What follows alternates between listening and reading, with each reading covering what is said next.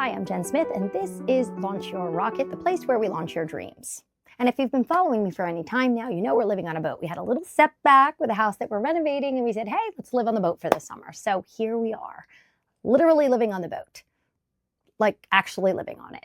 It's a 42-foot post. It has these great bunk beds, has a pull-out couch. It has a bow that acts like a beach for every barefoot memory that I imagine my future grandkids jumping off of. My adult children bring their friends and their boyfriends. It's not flashy. It's not massive, but it's mine, and she's perfect. Her name is Restless Spirit, and I love her. The water is my peace. The stillness is my recharge. I'm more comfortable here than I am on land because here I'm close to something that feels real. And it's funny, the other day someone asked me, Jen, would you guys ever go bigger? Bigger? Funny, after this boat, I never really thought about that. Now, it's a question I understand. We live in a world where next level is always the goal. More square footage, more horsepower, more followers. But gosh, I didn't have to hesitate. I smiled and said, why would I ever go bigger? And I really meant it. And here's what I've always said. The bigger the boat, the further you are from the water. And I could tell they didn't get it, but maybe you will. The bigger the boat, the further you are from the water.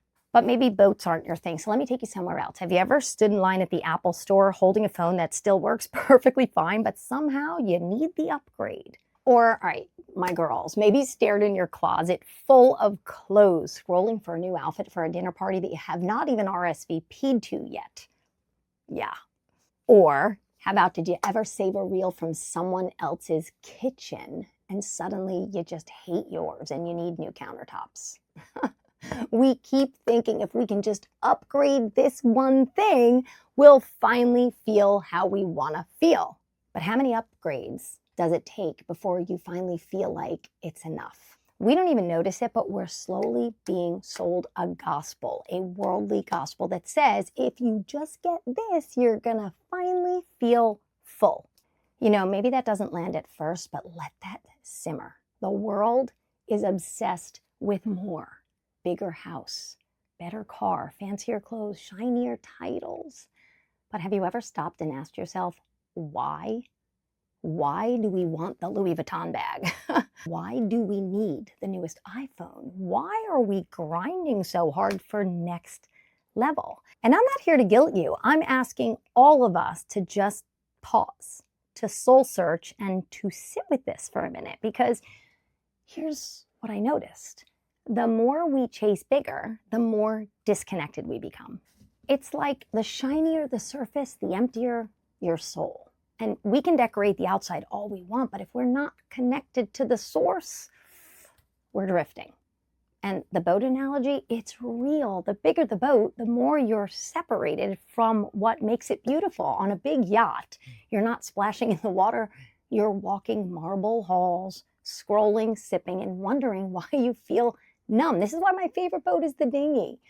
When did success become so distant? When did peace get replaced with polish? And when did joy become a performance, a show for the world? Here's what I mean. The water, that's the presence. That's truth. That's God. And if we're not careful and we start decorating our boats, polishing our image, upgrading our tech, and we're going to forget to touch the water. The Bible says it in Jeremiah 2:13. It says, my people have forsaken me, the spring of living water, and have dug their own cisterns, broken ones that can't even hold water. And Mark 8:36 says, what good is it for someone to gain the world, yet forfeit their soul? We want God's blessings, but we just keep using the world's blueprint. We crave joy, but we reject the very source of it. We're out here grinding for a lifestyle when God's trying to offer us a life. It's all how we see. So let me ask you something. What's your bigger boat? Is it the next job? Is it the next house? The partner who you'll finally fall in love with, who makes you feel seen? Or is it approval? Is it the audience? Are you trying to impress people? Or the hustle maybe? Whatever it is, ask yourself, what am I really chasing?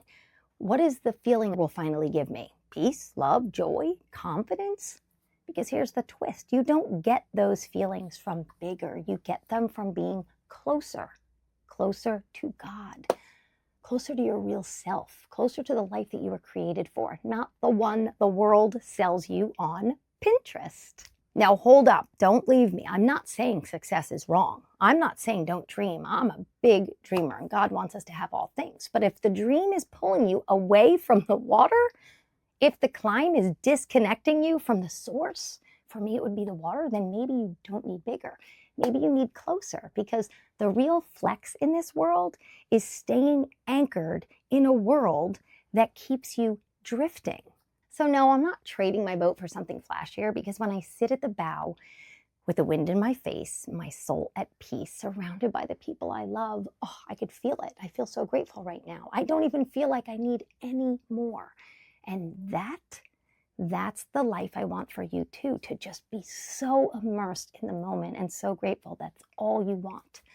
There are some things you learn from a textbook, some things you pick up from a podcast, and then there's just truths that you inherit, not from a stage, not from a book, not because I decided I wanted to speak, but from watching someone live them quietly and constantly for 50 years. You see, I didn't write this to sound wise. I didn't learn it from a mastermind retreat or, I don't know, a podcast or a keynote speaker said it would land and I decided to do an episode. I learned it at the dinner table. I learned it on the bleachers, watching my dad kneel down to tie a kid's cleat who didn't have a dad of his own on the football team. I watched it on a football field where boys became men, and not because of drills, but because of one man who believed in them and believed that they mattered, and a man of devout faith who made God the source. It's my dad, and he didn't talk about legacy. He just lived it. My dad wasn't chasing titles. He was raising people, and he didn't brand a message. He just became one. And then 10 years into Parkinson's, and you cannot physically or speech-wise help people.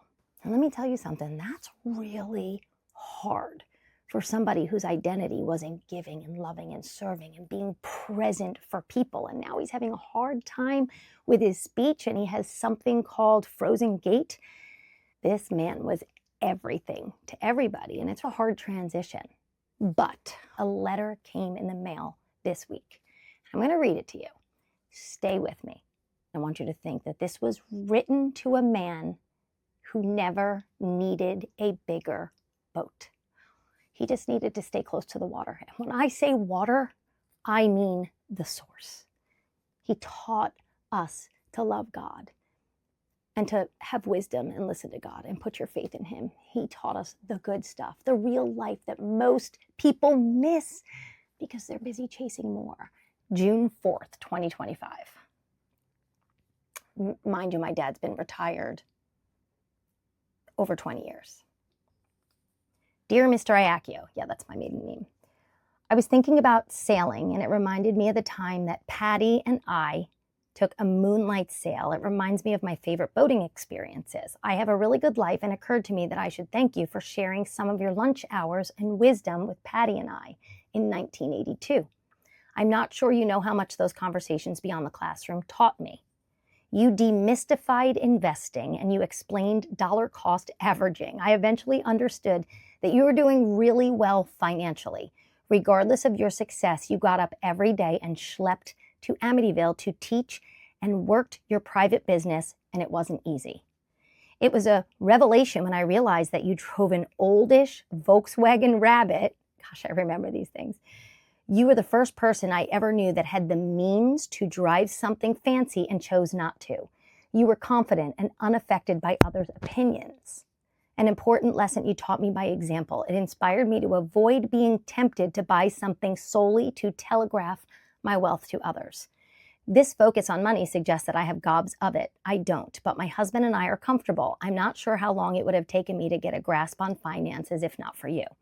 Every 4 years, I hear you in my head. Voting is a right and a privilege, a sentiment I continue to take seriously and repeat often. You introduced me to ethics, philosophy, to God, to books, and I loved the book, The Greatest Salesman in the World.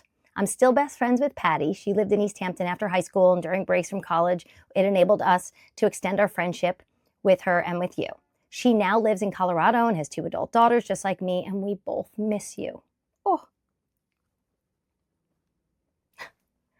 I remember your deep love for your wife and your girls, your beautiful home and boat, your smile. You made a significant impact on my life and are still very high on my list of one of the best humans I've ever known. I hope this letter finds you happy, healthy, and sailing. She doesn't even know he has Parkinson's.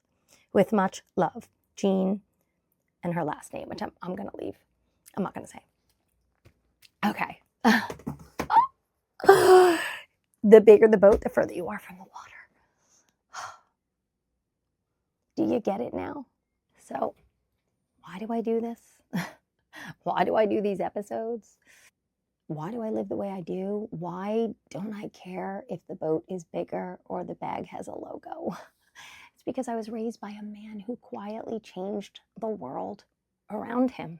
And not with noise or big fancy things when he had the means to do it, but with presence, with prestige, and with purpose. The kind of man who taught without preaching. He lived so close to the water. You couldn't help but want to jump into.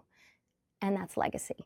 And it lives in me. It oozes from the fire of my being. It's not personality. It's not branding. It's not content strategy. It's just the true secret to having it all. When your heart is this full, when joy isn't performative, but it's rooted, when peace comes from something eternal, not external, you don't need more. You just need meaning. You don't crave applause. You crave impact. And sometimes when your heart is that grateful, you don't look at a designer label and see success. You see a warning, a reminder of how easy it is to drift, to decorate your boat until you forget about the water. So joy passed down from a man of faith, it's not a feeling, it's a force. And once it's in you, it becomes your calling. Not to prove anything, but to pour it out. And that's what I want to do here. That's what I'm trying to do. That's why I speak. And that's why I stay close to God. Because if the cost of climbing is distance from the water, I don't want it. Give me peace over polish. Give me meaning over marble. Give me legacy over luxury. And let me live the kind of life that makes someone else write a letter about me like that one day. The bigger the boat, the further you are from the water. And it does not mean you can't have nice things. Just want you to be open to the idea. The closer you are to the water, the more you serve and the more you give, the more abundance rains down. But when it does, you may no longer have a heart that cares that much about the shiny things, and it might shift into a passion to serve, to love, to care, and to give. And I was taught that by a man who lived that close to the water. All right, that's it for today on Elevate. I hope this moved something in you. And I really hope you'll join me in this mission as I pour out all of the lessons that were bestowed upon me from that man who made such an impact. The world needs to hear what he had to give, and I'm going to give it. All right. I'll see you next time on Elevate. Oh, wait, I'm supposed to say, follow me on TikTok and Instagram. Oh, those are like the front porch. I don't love those, but I have to do them. If you want to come inside, please go over to YouTube, where I have a channel, Launch Your Rocket. I also am now audio podcasts on iTunes and Spotify, so you can listen in your car or when you're on a run. And if there's anybody who can help me grow or wants to join this mission, please, I need your help. I have no problem talking, but all the marketing and media stuff, oh, that's not my forte. All right, I'll see you next time on Elevate.